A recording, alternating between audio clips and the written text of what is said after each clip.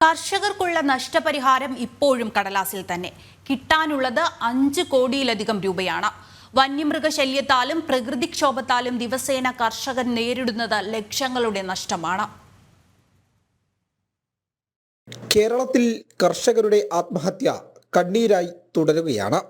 കോഴിക്കോട് ജില്ലയിൽ മാത്രം 6 മാസത്തെ കണക്കെടുത്താൽ വന്യമൃഗ ആക്രമണത്തിൽ 104 കർഷകരുടെ 9.2 ഹെക്ടർ കൃഷിയിടമാണ് നശിച്ചത്. ഇതിൽ കൂടുതലും വാഴ കർഷകരാണ്. കർഷകർക്ക് കടലാസിൽ കാണിക്കുന്ന നഷ്ടപരിഹാര തുക എന്ന് ലഭിക്കുമെന്ന് വ്യക്തമാക്കാൻ ഉദ്യോഗസ്ഥരും തയ്യാറാകുന്നില്ല.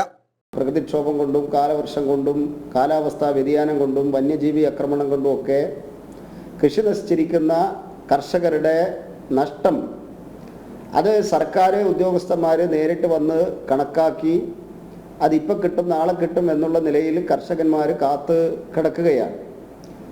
ഒരുപക്ഷെ ആ കൃഷിനാശം സംഭവിച്ച് ഒരു 2-3 മാസത്തിനുള്ളിൽ തന്നെ ആ നഷ്ടപരിഹാര തുക അവർക്ക് ലഭിച്ചെങ്കിൽ മാത്രമേ അവർക്കതുകൊണ്ട് വലിയ പ്രയോജനം ലഭിക്കാൻ സാധ്യതയുള്ളൂ.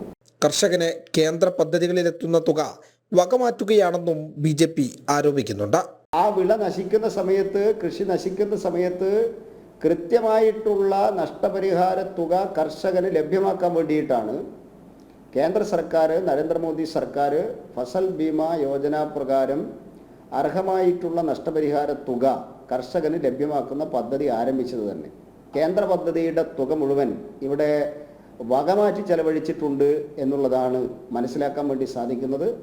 കർഷകർക്ക് അർഹമായിട്ടുള്ള നഷ്ടപരിഹാര തുക എത്രയും പെട്ടെന്ന് നൽകണം എന്നതാണ് BJPയുടെയും ആവശ്യം. ജനം, കോഴിക്കോട്.